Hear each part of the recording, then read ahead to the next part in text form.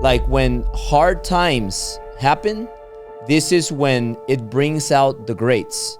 This is when greats are created and greats they operate and they figure out how to operate in levels they've never thought possible before. Because when easy times are going on, everyone is comfortable. Nobody looks at the dark spots. Everybody is they're comfortable, they're making money, everybody's happy, everything is good. And people get lazy, they get comfortable, and they stop doing the things that are the hard things that take more time, take more thinking, and everybody is friendly and happy. However, when the hard times happen, when times turn, then it brings out the real people. What I mean by that is it brings out a side of people that you think you used to know that now are acting different. They appear different, they think different, and it's very interesting because what I tell people is, look, in the easy times, you weren't being pushed. Like you weren't recreating yourself. You were staying the same. Hard times is when all the grades have came out.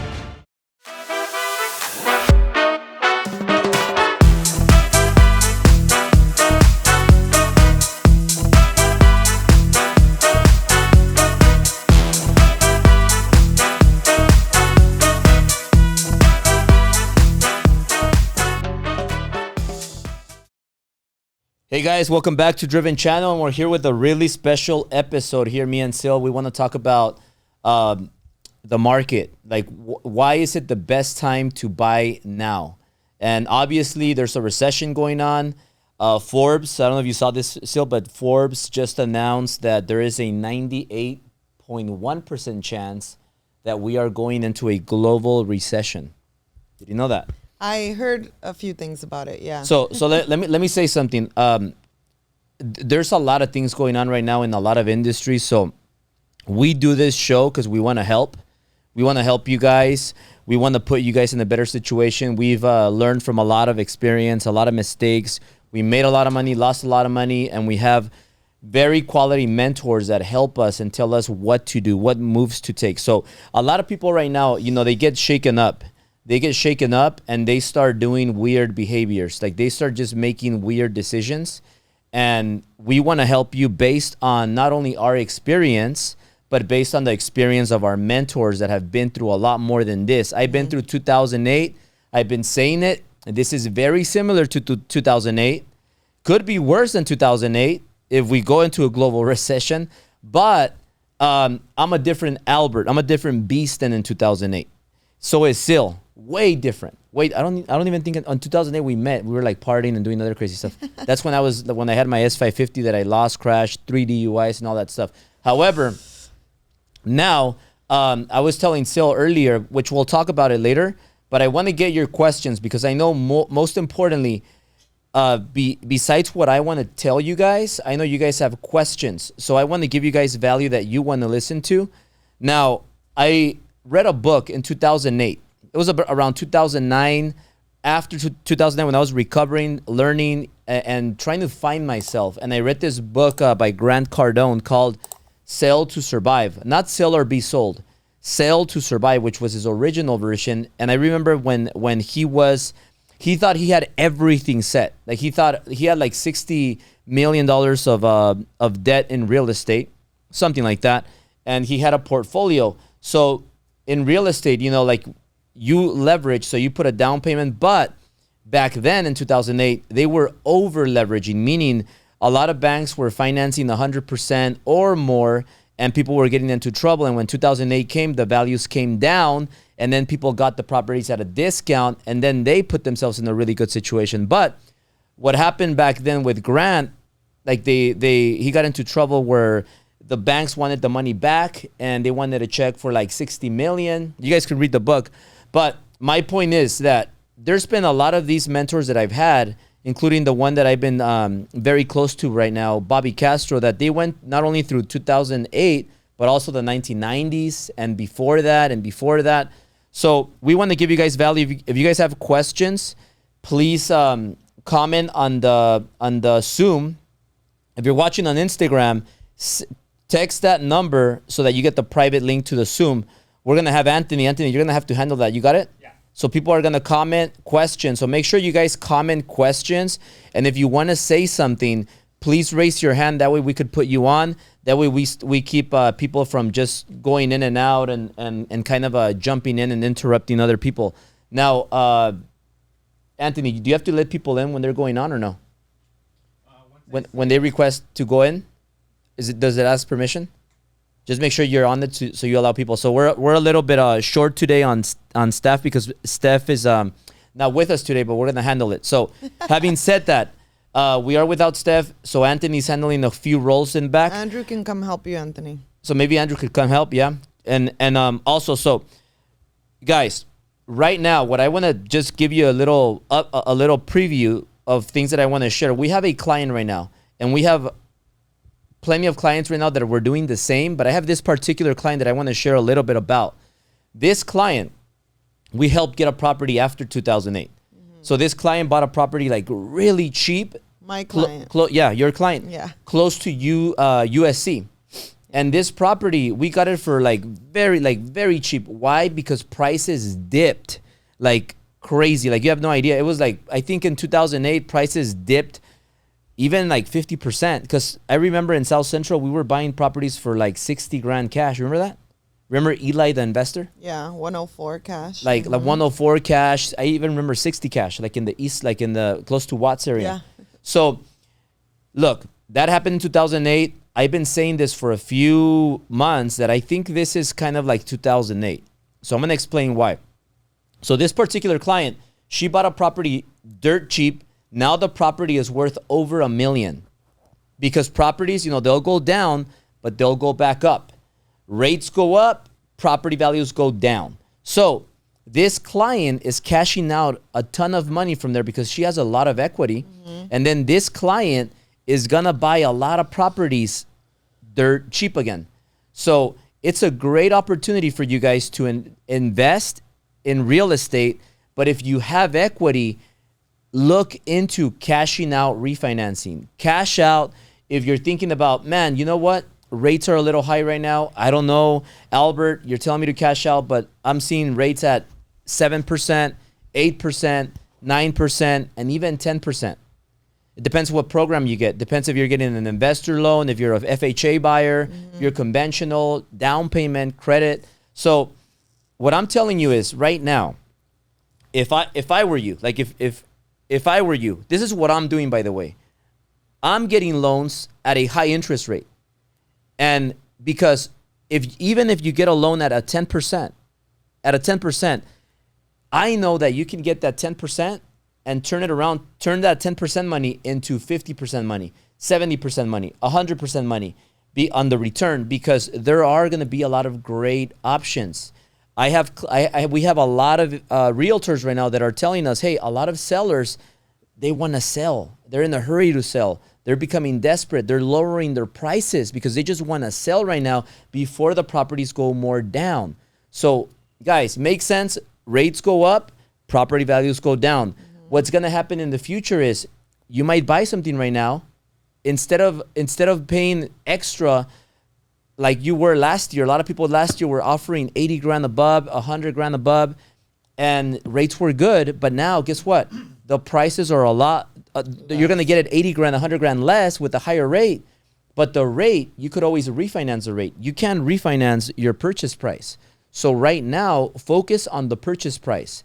Focus on, hey, I'm going to pick up some properties at great deals. So I went on the rant because I'm really excited about this topic.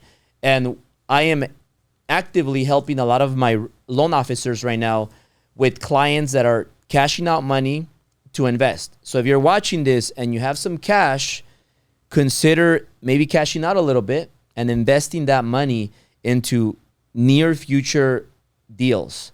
So what do you have to say about that, Syl, regarding the way the market is and why people should invest right now? I think the next 5 years is going to be the best time to buy property. That's my personal opinion based on what I'm seeing. And even if rates are high, so what? you refinance out of the rate later once rates come down. And everybody's so focused on, oh, high rates. Yeah, but if prices are less, you know, a rate can always be adjusted. And this is something that is such a big missing in the industry. And again, it's what we focus on, because if you have equity, before it disappears, you want to make sure that you're taking it out and actually having access to this cash. Of course, put it aside and don't go blowing it on God knows what, right? But you have to allocate that money to investing, buying other property, being prepared for the opportunities that are going to come to a lot of people that do have, you know, money saved up. So rates are not really something to worry about, because you're not stuck with it through the loan term. You're stuck with it until you refinance out of it. And that's something that everybody has to really look at and think about, because if you keep a rate for 2-3 years, let's just say, it's not going to kill you. It's if you do all the numbers, you have a good loan originator, you know, they can break it all down for you, which we have a lot in the company, and they can show you exactly what 1 year looks like, 2 years looks like, 3 years looks like, to actually acquire these properties and be able to do something with it in 2 years. I don't know, who knows? Whenever rates go back down, you just refi out of it. It's that simple. But you have acquired another property to your portfolio, and everybody has different goals in life, but property, real estate, passive income is the best way to go, in my experience. So guys, if you're watching this on Instagram, Friendly Flipper, I saw you got on there. After this call, call me. I know you called me, so call me after this live, okay? I didn't forget about you. Now, if you're watching this, text the number that I have right there pinned. So that number, text it so you get the link to the private. It's a private link where you get access to our Zoom, and you can ask questions live, okay? So ask questions live here. If you have any questions on the Zoom, please post your question right there. That way we can select you and you could go on the live and ask a question. Now, look, what's happening right now is it's opened the door for a lot of investors. This is what I've been seeing. So this is the perfect time, and I talk about it a lot. Like when hard times happen, this is when it brings out the greats.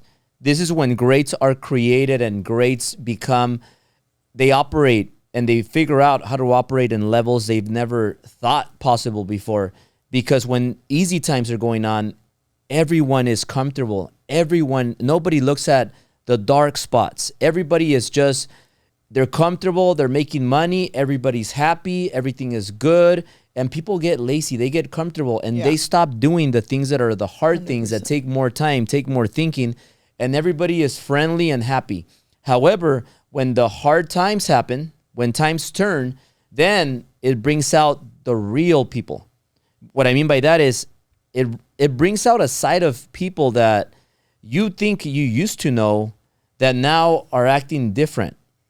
They appear different, they think different, and it's very interesting, because what I tell people is, look, in the easy times, you weren't being pushed. Like you weren't recreating yourself. You were staying the same. Hard times is when all the greats have came out. We could go to sports. Michael Jordan, Kobe Bryant. They came out. They became greats during the hardest games, when they had to come back and win, when the biggest companies were created. You think they went through hard times? They battled the hard times and they went forward, they figured it out, and they overcame it. The other people, 99%, they went out of business. But all these great companies like Amazon, like what's that big e-commerce site, Amazon. Look at them. Look at the pictures when they started.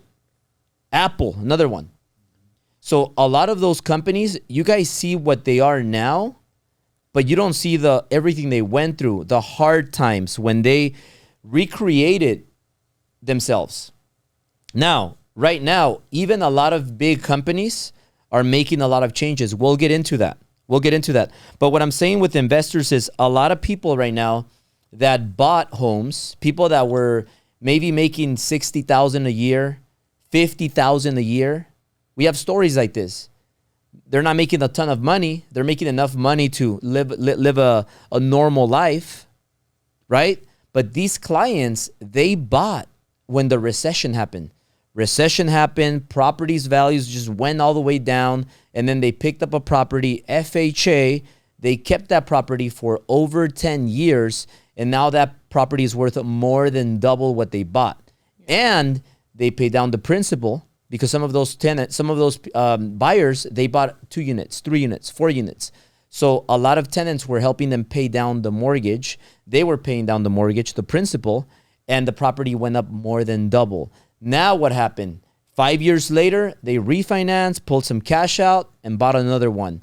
That one went up, the other one went up, and then now they have a ton of equity. So this is the story that I'm talking about. And there's a lot of clients right now that we're helping that are doing the same thing because they have a lot of equity, and those people are smart. They're being coachable, and they're pulling out some money because they know the formula works. You pull out money, and then you go buy another one. But when do you buy? In these times. So a lot of investors are being created, and because of that, there's a lot of new programs out there for investors, because a lot of investors, a lot of self-employed people, their net income is not always the highest. They'll make a lot of gross income, but after expenses, their net income is very low. So the banks, they use net income to qualify, but investor programs, they have a lot of other options to qualify for a loan. So if you want to know more about this, let me know, comment, send me a DM on Instagram, and I'll give you more details about it. But I'm telling you, a lot of people right now from 10 years ago, 5 years ago, are taking advantage of all their equity to buy more property right now just because of how good it is right now. Syl? I agree.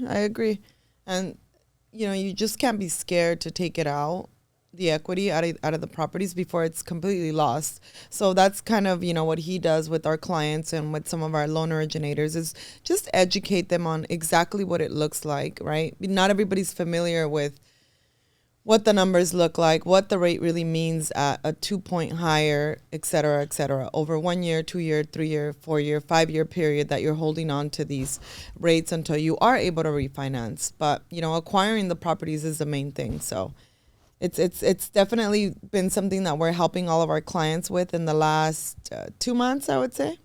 2 months, more or less. A little more. So guys, Syl, let me ask you a question then. What let's go back and talk about another client that we're helping, that I don't think I told you the story, but you helped a client qualify. Mm-hmm. And maybe you'll connect the dots, because this is like, she doesn't even know what I'm talking about right now, but it's this client that used to work on cars. Mm-hmm. He used to work on cars, or detail or work on or fix body cars. Shop, yeah.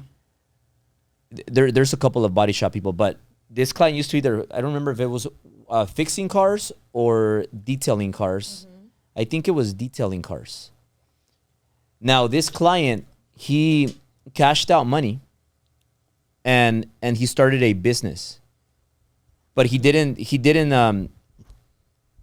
left his job that he was doing because he was making like about 40K, more or less 50K. Okay. He cashed out money, started a business. Do you know what kind of business he started? He sells French bulldogs. And he's making 90K now. A month? Not a month. Not a month. I mean, you're gonna have a lot of people. A year, yeah, or a year. But he was making 40, 50K a year doing what he was doing, and this is a much funner job. It's this one. Really? Yeah. Oh, and his wife is still working at her job. Same job. Yeah, same job. Wow. But now he's making 90K by flipping French bulldogs. So he said this is a good business. So now I gave him an idea, like, hey, you could scale this business. So he's growing that business, but he sells French bulldogs and French Poodles? pits. Is it French pits? There's French pit bulls, right? There's all kinds of dogs, babe. But there's like the French bulldogs are the big ones, right? The ones that are slow, the big heavy ones. A bulldog. So those are so he sells English bulldogs, and the French bulldogs. So the Frenchies are the little tiny ones that the little kids like and girls like. So he sells those, the little cute ones, and then the not so cute bigger fat ones. Yeah. That's crazy. Yeah. So my point is that there's a lot of creative ways to make money right now because, you know, some people there's a lot of layoffs happening. The biggest companies, Facebook, has been laying off a lot of people. So if you guys Google Facebook and layoffs, you'll see how many people they're laying off. So my point is that, look, if you have a small company, you're going to have small problems, okay? Because maybe your problem is going to be a $1,000 problem or maybe a $5,000 problem. But the bigger the companies, they got bigger problems. Yeah. So everything is relative to the size of your company. So even the biggest companies, you know, they're going through some changes, but that's happening. There's a lot of layoffs happening, but there's a lot of people right now that have equity, a lot of equity, that maybe they just got laid off. So what I'm telling you is there's a lot of ways to create money. And remember that when recessions happen, there's industries that take off and do very well, and there's other industries that slow down, and there's other industries that just get washed away. They disappear. So when you're finding something to start a business in, you got to think about, okay, what is the best business to start at this time? What is a business? Number two is, what is a business that can last forever? And how do you find that out? Okay, well, go back 10 years ago, go back 50 years ago, go back 100 years ago. What industries have lasted all this time? I can tell you three of them. Mortgage. There's been mortgages ever since I've been alive. Yeah. And before me, like decades before me. So I know that industry has been here forever, at least for my lifetime. I'm 39, so it's been here for a century, I'm sure. Real estate. There's been realtors. Actually, when did realtors start coming into the... Because I'm sure before realtors, they used to just sell the houses, right? Probably. But ever since I was born, realtors have existed. Insurances, they have been around. And all of that, like the real estate and mortgages are tied to a house. So for the longest, people have lived in a house and people have needed a house. So I know that a house is always going to be there, and that's why mortgage and real estate is always going to exist. You're going to always need that. And who knows, maybe in 100 years or 200 years, people live in outer space and other things happen. But at least for the short term, for the next 50 years, 100 years, mortgage and real estate is going to exist. So now, remember, like, what are businesses that have been there for a long time? Now, one thing that number three that I just want to mention, Syl, and then you could tell me what do you recommend people to do when they take out money? Because I think you're very good at what do you do when you have the money? So now, the third thing was when you're going to look to start a business, you got to think about. I lost my thought. The third thing. No, I wanted to talk about that, but the third thing is that not an exit strategy, because that would be the fourth thing. But whenever you start a business, no. Well, I'll leave it like this, and I'll remember right now. I'll shift it to you, Syl. But also number four, I skipped the third one. I'll give you guys the third one right now. But the fourth one, you got to build a business to sell. So you got to have an exit strategy. A lot of people just start a business and they have no idea. They just start a business because they think, hey, I'm going to start a business because I'm going to make more money. And the truth is that when you start a business, you don't make more money. You actually make less money. And then more headaches that you never knew about come about. And now you have to handle them. So this is what most new people that are trying business don't understand. When you start a business, you got to start a business and you got to build it to sell. And with that, number one thing is compliance. Like when you start a business, you got to do things right from the beginning. We learned that the hard way. Like when you start a business, you don't pay people $10.99. You got to start your business right, and you got to do W-2. Hey, might it be more expensive? Of course. But you got to follow those rules. I know that most people don't have money to pay people the right way in the beginning, including us, but you got to do things right. And that's why when you invest in yourself and you get the right mentoring, you read the right books that are referred by people that have a successful life, you learn from those, and then it gives you the blueprint. Were you going to say something, Anthony? Was number 3 campaigns and marketing? No. I'll remember right now. But still, so let's say that you got a, and then I think we have a question there. Just tell them to make it the question clear. That way we could put them on the screen. If you, let's say you cashed out right now, just pretend that you're like, you don't know Albert, like you're just Syl, and you're in La Puente, and you cashed out on your property, and you cashed out $500,000, and now you have a mortgage payment of, let's say, $7,000 a month. So you're gonna pay $7,000 a month, but you cashed out $500,000. Okay. So what would Syl do? What would you tell people to do? So what I would do, or what I would tell people to do? Same thing? What you would do? So I would put the money aside and start looking for deals. The problem with that is that most people have no control over their finances. What does this mean? This means that if you have $100,000 coming in, you spend 110, which I personally don't agree with it. You know, and I know a lot of people are like this. They're kind of like when COVID hit, all this COVID money, and what were people doing? Buying Louis Vuitton purses that have no money in them. Shopping for things that they don't need, you know, and most people want instant gratification, things that make them feel good. To me, I'd rather have the 5-10 grand in my bank account rather than a purse that has no money in it. Makes no sense, you know, but that's how people operate. So you have to be very much in control of, okay, what's coming in, what's going to go out, what is this going to go towards, how much is getting put aside, right? And similarly, what happens when people cash out, you know, they keep the money in a place where it's just going to go. And my personal secret has always been to have separate accounts that are not tied to your debit or, you know, debit cards. I know credit cards are, you know, a big thing, and it's just so easy to swipe. Same thing with debit. And then the money just starts to disappear because it's easy to spend money, right? So having the control of saying this 500K, even if you say you keep 50K for yourself, great. Put that here, and then that 450, you put it here, and you keep it there. Why do you keep it there? Because it's not money that it's just gonna slowly drain away. I've seen it happen multiple times with people. I've seen it. I've been part of it, you know, and to me, I'm like, look, you just have to keep it aside and really know what is the goal. How am I gonna get there? Am I gonna look at 30 properties a month? Am I gonna look at 2 a week? Like, what is the plan to get there?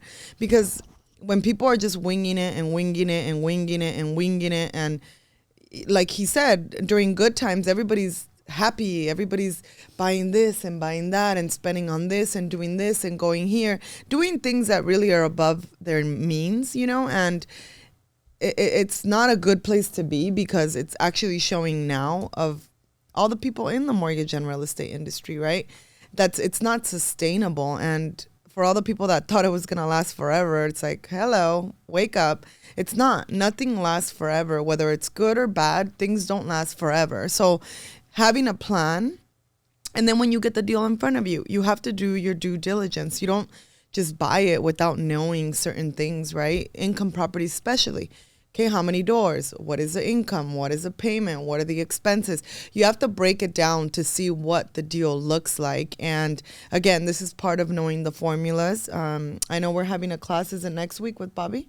Yeah, it's going to be in a week and a half. In a week and a half with Bobby, of how he breaks down his really, really big deals, because they're huge, you know. So we're going to share that with the whole company, which is good for us to know on a personal level, as well as to translate that to our clients, because most people don't know. And there's a reason why, you know, the poor get poorer and the rich get richer, because there's certain things that you need to know to be able to get ahead. And one of them is, how do you create passive income? Because for how many years of your life, till what age can you just work like a dog, honestly? 50, 55, 60, like at what age? And then if for all the people that are trying to retire from their W-2 job. That's just not a reality, right? And we don't really think about these things until it's too late and the energy might be gone. You know, life already hit you. And when, how?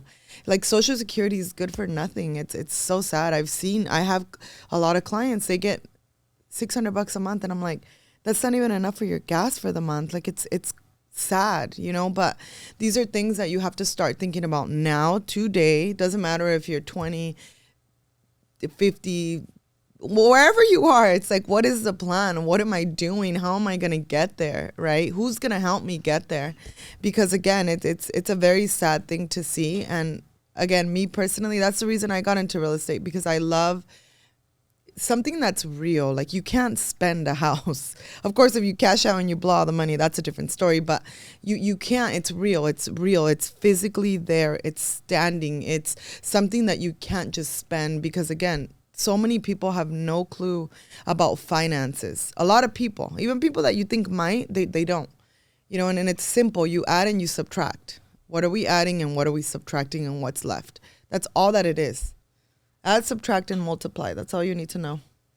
Yeah, guys. So on Instagram, text that number for the link, for the private link. We're gonna disconnect from Instagram, guys, and we're just post it and make sure you add right there, because it only has the cell phone. So text this to get the private link, and then just put that on the title and save it. All right, guys. So Instagram, we'll see you guys. Now, questions, guys. Put them in the comments on the Zoom. And we're going to select somebody to go live with us right now. So let us know questions. I want to share something with you. So this is what I would do. Okay? And this is possible for anyone.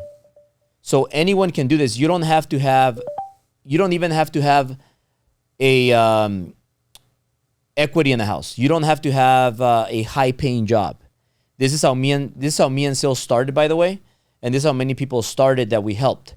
So there is a loan called FHA loan where it allows you to buy up to 4 units. Up to 4 units you could buy with this FHA loan. Now, people might say, well, buying 4 units, Albert, isn't that going to be like harder? Like, isn't that going to be tougher to qualify for? It's actually easier to qualify for a 4-unit property. Why? Because you live in one and you rent the other 3 for extra income. Mm-hmm. So let's say if you make $50K, all right, you make $50K a year, but then you buy a 4-unit. You rent out the other 3, you live in one because you need to occupy one of them. You rent the other 3, and let's just keep it simple math. You rent out each of the other units for $1,000, all right? So that's $1,000, $1,000, $1,000. That's $3,000 a month. By 12 months, it's going to be $36,000. So $36,000 plus $50,000. Now you're making $86,000. So you're making $86,000, meaning now you're going to qualify for a lot more.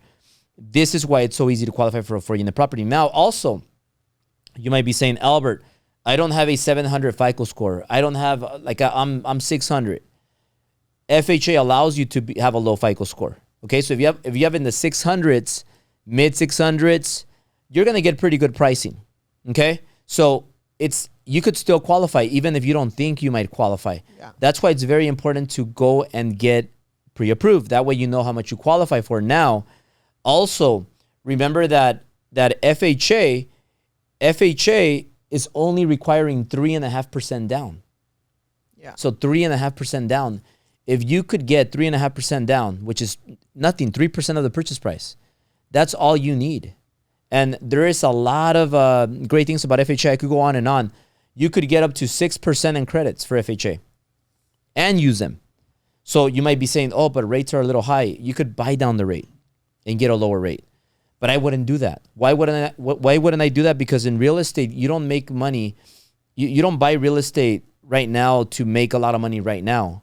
You buy real estate to hold it for 10 years, 5 years, and that's when you make your money.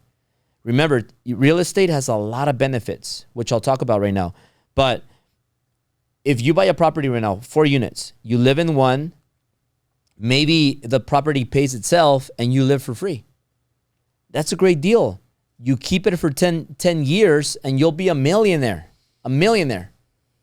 Now, I'm not guaranteeing that. You might have 800,000 in equity. You might have more than $1 million, which makes you more than a millionaire. But you can't guarantee that. But I know that based on all the stats from the past, real estate always goes up. Yeah. Recessions, it goes down 15, 20, 25%, 30%. Then it goes back up all the way up for like 7-8 years. This time it just kept going up for more than that. It's like we skipped a recession and then it kept going. Everybody thought COVID was it, but then it paused for a little bit and then it kept going all the way up crazier. Yeah. So remember that real estate, even though it will go down, it'll go back up. So you want to buy real estate when it's down. Right now, you're going to have a lot of great opportunities. So maybe if you're the one that has equity, maybe you're not the one that's making $50K and you want to get your first home, owner occupied, FHA, 3.5% down. Maybe you have equity because you bought in the past. So when you cash out, if you find a deal right now that is making you a little bit of money right now, might even be breaking even, but it's a good property with potential. Yeah. Maybe it's time to grab that property and just hold it there for five years or 10. Just keep it there. As long as it pays itself, keep it there. You'll see that it's going to be worth so much more money in 5 years, in 10 years, even in 3 years. And you're going to get so many benefits from it. I'll talk about the benefits right now. Tax benefits, right? Yeah, and tax benefits are just one. There's 5 key benefits you get from buying real estate, which I'll tell you in a bit. But cash out the money, get some properties. Don't focus on the rate because remember that when rates come down again, because they will come down, then you refinance all the real estate holdings you have. And then now your cash flow is going to go up because the rate you're going to cut maybe from a 7, maybe you're going to cut from an 8 or 9 to like a 5 or like a 4. I don't know. I'm just making those numbers up. So remember, you could always refinance the rate, but not your loan balance. So make sure that right now you are very, very serious about like, okay, you know what? This is a great time. This is not a hard time. This is a great time for those who pivot. Most people don't pivot. Most people just argue, complain, go back and forth, and find who to blame. That's not going to fix anything. You got to just stop the complaining, stop the arguing, stop looking for whose fault it was, and work as a team and pivot. You pivot, you're going to find, just because they closed one lane, you're going to find another lane over there. You might have a fence. You could go over the fence, under the fence, around the fence. Most people get stuck when they get to the fence. So say a little bit more so because I want to tell them the 5 benefits. You said 1. What, the tax benefits? Yeah. Well, there's a lot of benefits. And when you buy a property, when I bought my property, my first 4-unit property, there was one unit in particular that would have scared anybody away. But since I'm so familiar with real estate and I've seen hundreds of properties at that point when I got that deal, there was a hoarder tenant and it was bad. I mean, you walked in there and there was no walls. It was just junk everywhere. Total fire hazard. And obviously the landlord is responsible if something were to happen. So, I walked it, I looked at it. I'm like, okay, great. And I could see beyond a lot of that stuff. And some people can't. The smart people could, and a lot of people can't. So the rent was pretty low, but once, we were able to relocate her and get her out of the property, I was able to remodel the unit and get it up to market value rents, which was $1,250 at the time, or $1,240, something like that. Which when I bought it, I think she was paying like $750, and I was only making like, what, $400, $300? Yeah. $400 when I bought it.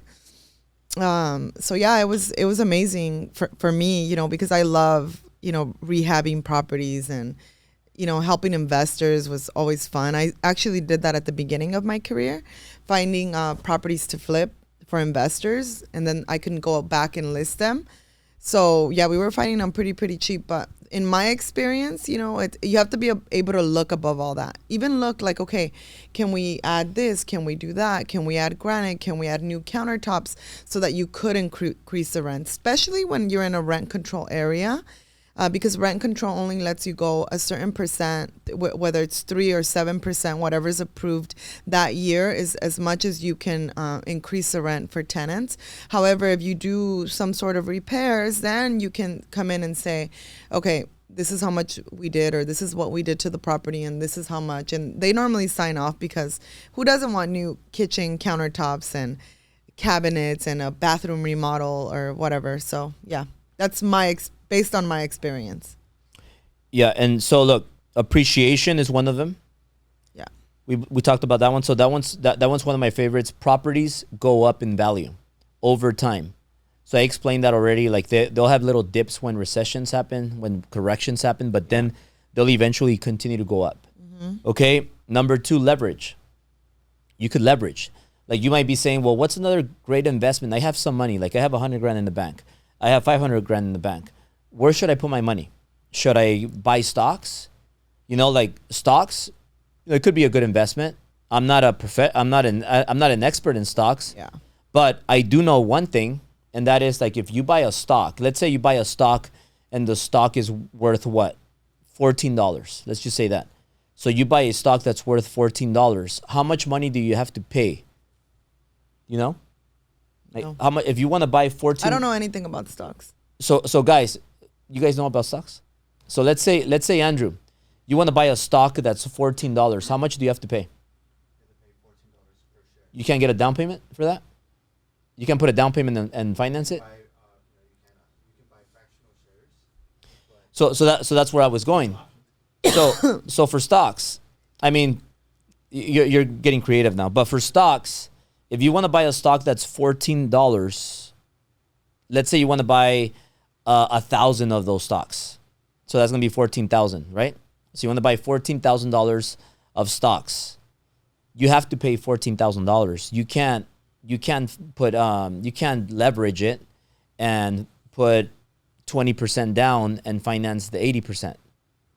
So when you buy real estate, leverage is another big one. Yeah. Real estate, if you buy $1 million home and you put 20% down. Okay, I'm giving you an example. So 20% down, that's 200,000. So you're going to put 200,000 to buy $1 million. You can't do that in stocks. But in real estate, you could buy $1 million with only $200,000. So you could buy more. So what happens when $1 million doubles in value? $1 million goes from 1 million to 2 million. What happens when 200,000 doubles in value? It goes from 200 to 400. So where are you making more money? When you could leverage. That's why leverage is very, very important. But you have to know how to leverage. Some people don't know how to leverage. You know, you live, you learn. To leverage. Yeah, and you have big lessons sometimes. Sometimes you leverage something. Over-leverage. You over leverage, but sometimes you leverage something that you thought was going to be a good investment, turns out not to be a good investment. So experience teaches you that. That's why it's very important to have a mentor. But number 3, we talked about it, tax benefits. Tax benefits. So you get a lot of tax benefits from real estate, and I'm going to answer that right now. So guys, please, let's ask a question on the best time to buy, and let's put you on here on video because I'm seeing some of the comments. Let's do a question about why it's good to buy real estate right now. About why is it the best time to buy right now. So tax benefits. I'm going to give you an example. I know a friend that was going to owe about $200,000 in taxes. Okay, so this friend bought quite a few properties last year, and then now because of that, now this friend is going to pay 0 taxes. So the bill went from $200,000 owed in taxes to 0 because of the bonus depreciation. Okay, bonus depreciation, you write off 100% of the purchase. So now there's cost segregation, there's other things, I'm sure. So that drops.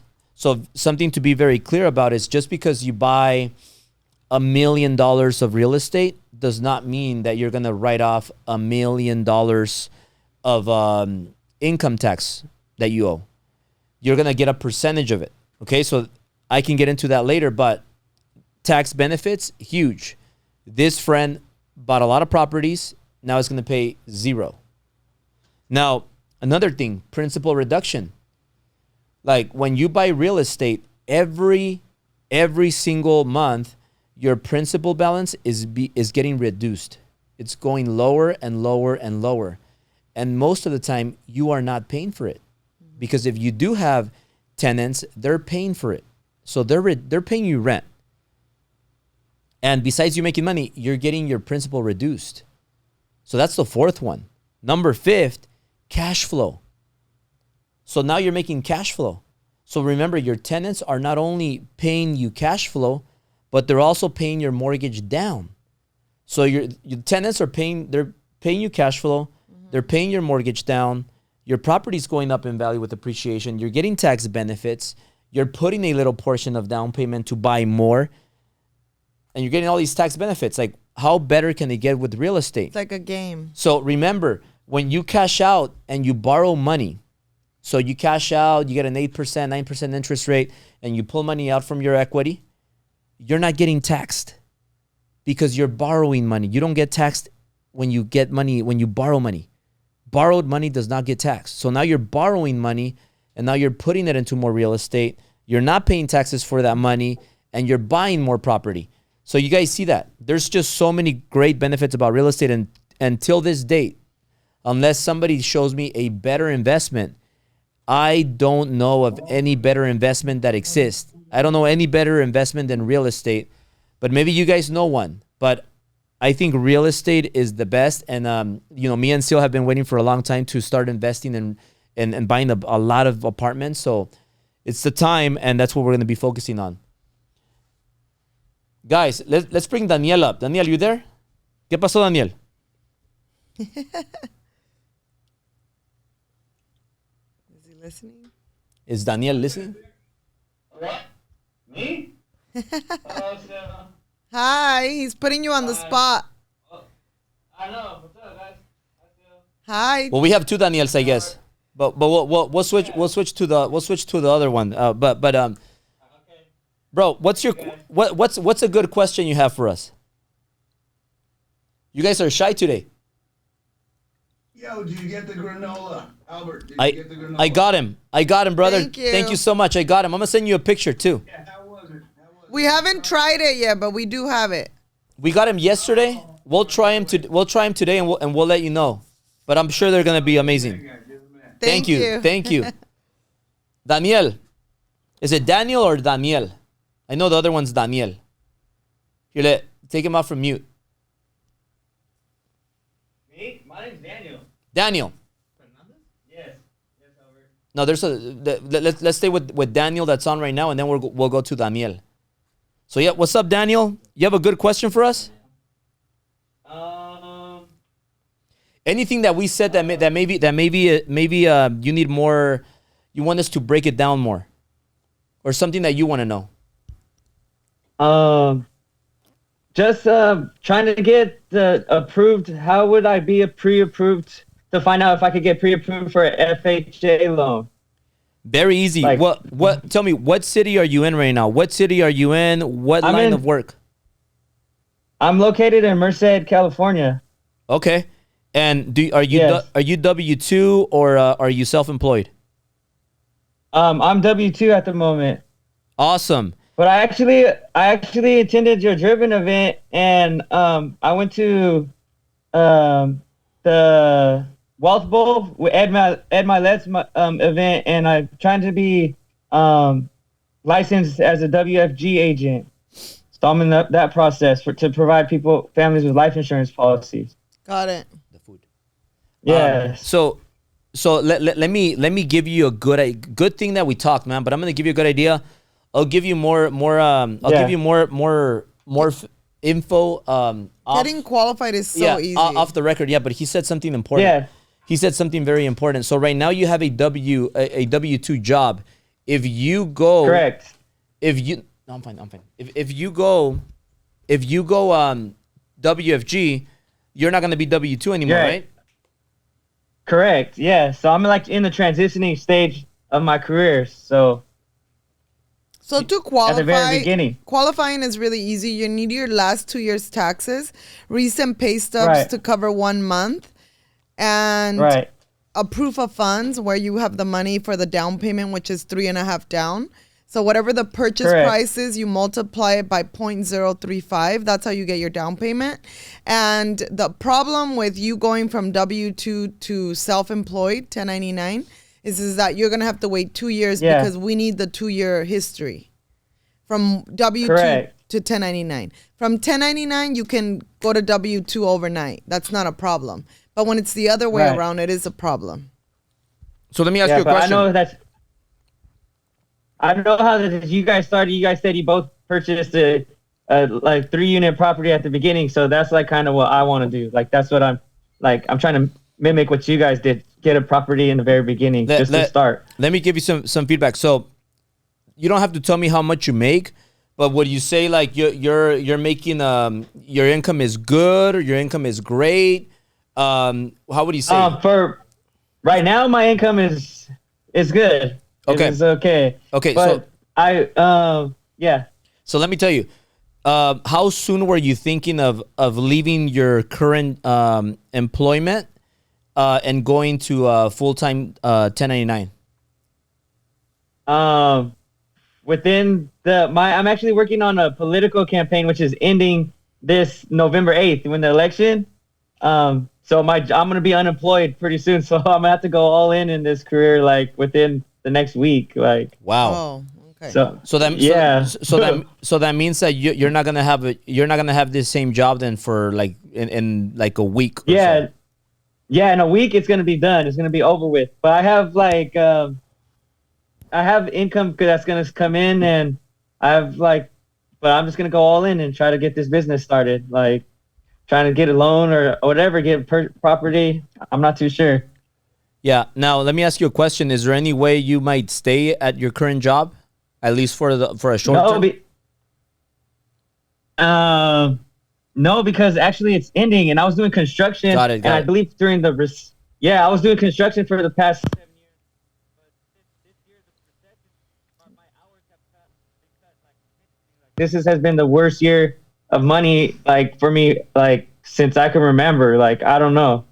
So I had really no choice but to start in this political campaign, which is actually paying me more than what I was doing if I was in construction.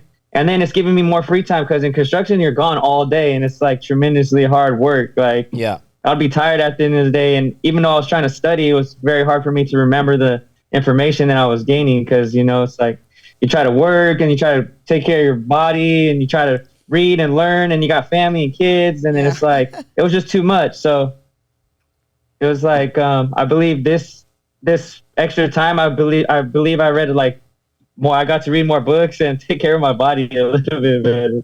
Yeah. So look, brother. So you're gonna when you go 1099 self-employed, you're gonna have to file taxes to qualify and use net income. So you're gonna have to get pre-approved. Like if they pre-approve you right now, it's almost not gonna be beneficial to you because you're not gonna have your job that you've had for X amount of years. Yeah. So when you are when you get your self-employed job and you file taxes for a couple of years, then you could get pre-qualified, and also you could qualify with 1-year tax returns also, because there's two approval systems. One's LP, one's DU, but I'll tell you more privately. I'll give you more information about that. But for now, if you made the decision to go that route, then you're just gonna have to be patient for a little bit. And then get pre-approved in the near future, yeah. Yeah. It's going to take 2 years. Yeah. No, thank you guys. I believe I have time. I'm like growing since I've joined. I just joined your Driven Academy, and I'm joining your guys' lives. Every information that you guys pass out, I'm always here and listening. So I'm constantly learning, and if it takes a year or two, I'm in it. I want to change not only mine but my family's lives. That's right. You could also email us info at the Mortgage Guys. It's info at the mortgageguys.com. Anybody that needs any help or what to do from here on. Yeah, and also thank you so much. And also remember, we're going to be having in-person workshops, so I'm going to send you the details on how to sign up so that you can attend. They're here at the office, headquarters. So it's going to be a lot of value right there. So I'll see you. I'll see you soon in person.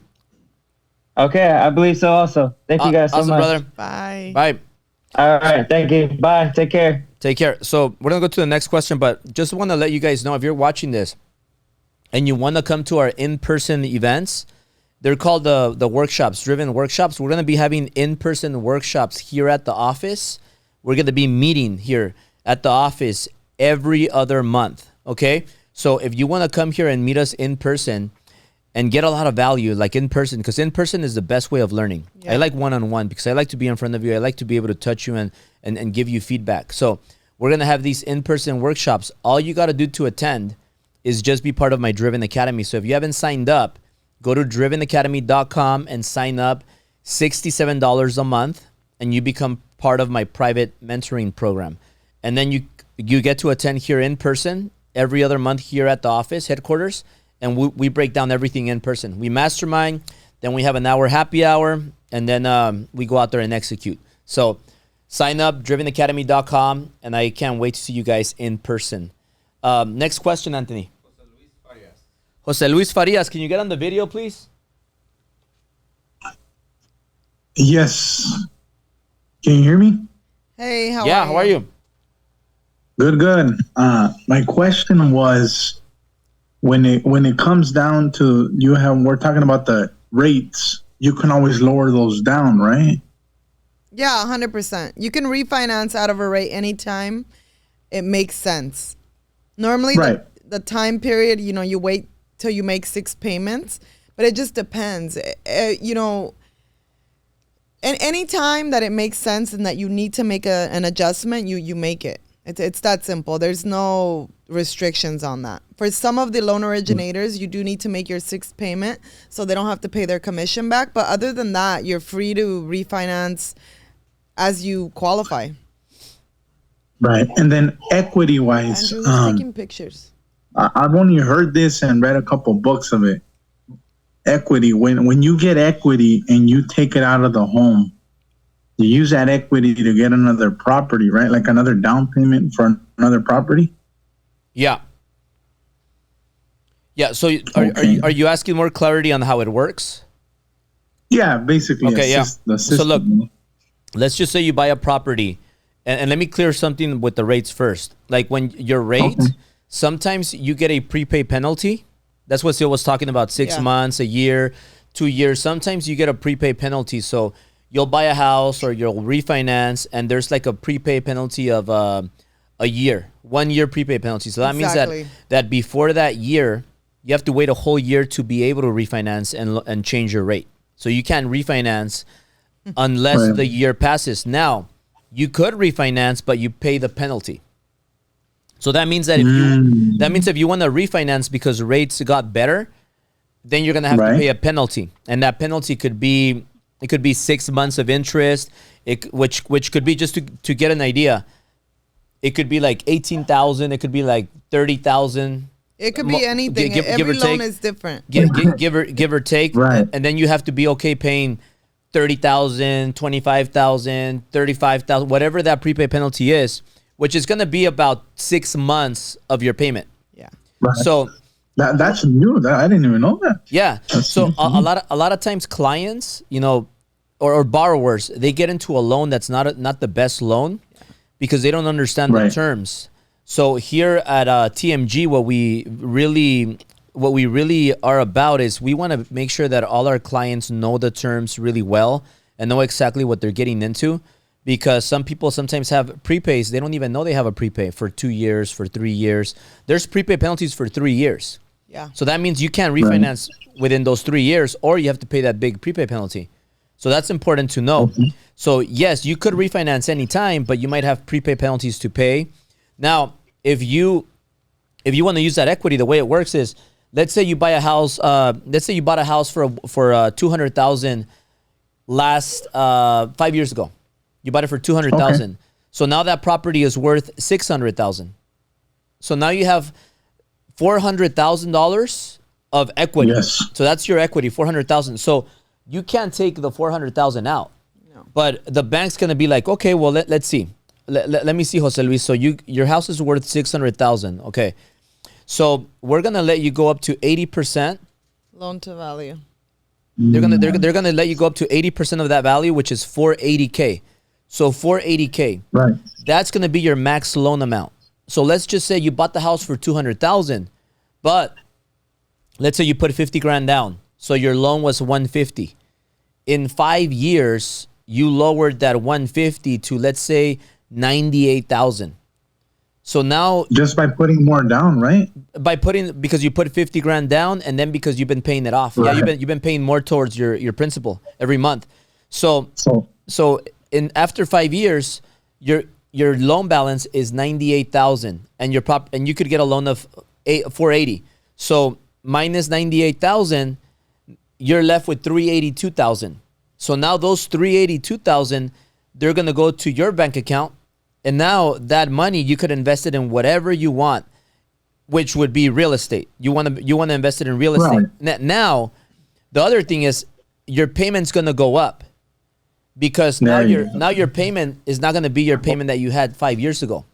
Now that you refinance at a 480 loan balance, you're going to get an interest rate today for 480,000. So your payment's going to go up. Now, right. People are going to say like, well, my payment's going up. I don't want to do this. You know, it's scary. But the smart investor, what they do is they're going to grab this money, like Syl said, and they're going to go dump it into another real estate deal.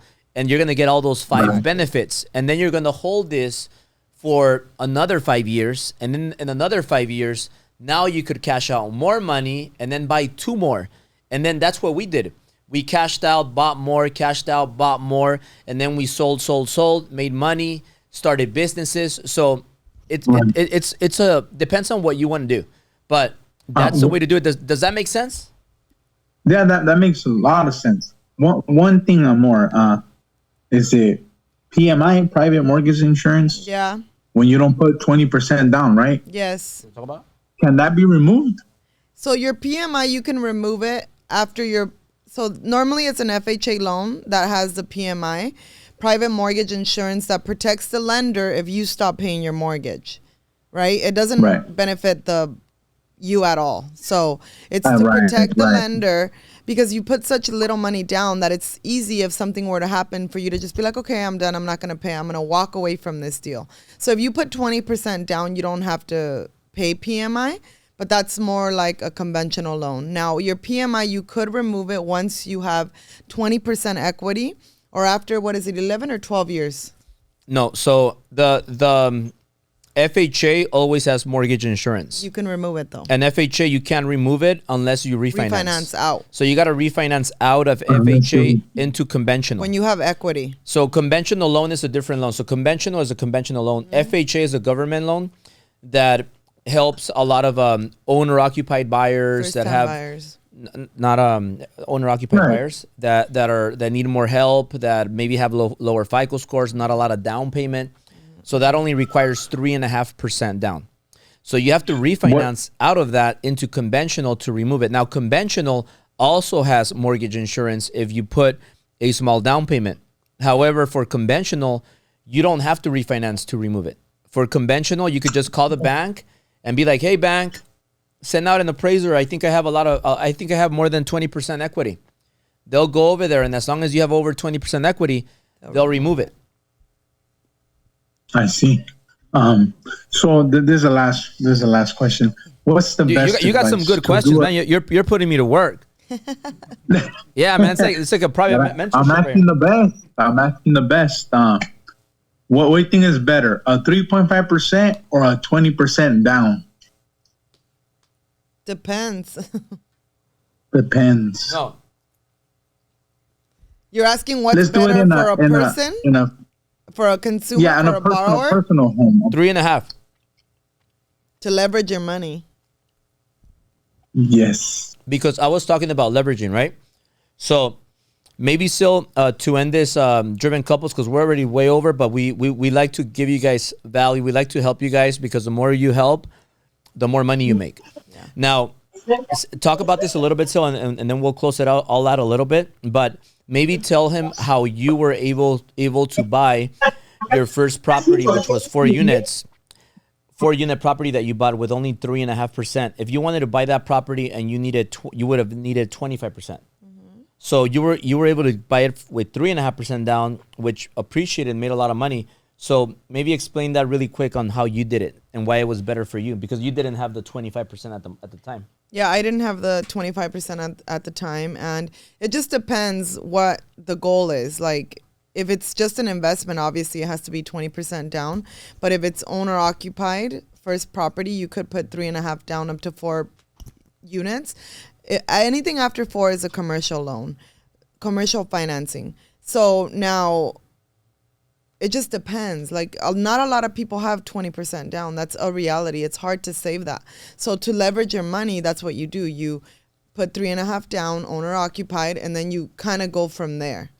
And you could always upgrade to a better house and then do 5% down. So there's just different ways to structure it. That's why it's important to meet with a professional, see what your options are, and then execute from there. Everybody's different. Everybody has different scenarios, different jobs, different incomes, different FICO scores. There's a lot of different things that impact, but it just depends. Again, some people don't qualify for 3.5 down. They have too many properties. So, yep. That's awesome, it. brother. A lot of great questions were answered. Thank you very much. You're welcome. You're welcome. And if you guys have more questions, sign up to Driven Academy, drivenacademy.com. Ask your questions there. This was a really good live. It was a little long. Yeah, it was a little long. So we're going to get you guys on the next question. Ask questions sooner, guys. So send me a DM. If we didn't get to you, send me a DM on Instagram and I'll answer your question. Once again, most importantly, the most important part is getting pre-approved. So send me a DM. We will happily help you get pre-approved. That way you know exactly what you qualify for. And go to Instagram, send me a DM, and I'll help you. We'll help you here with TMG. And thank you guys. Thank you guys. See you in a couple of weeks. Bye.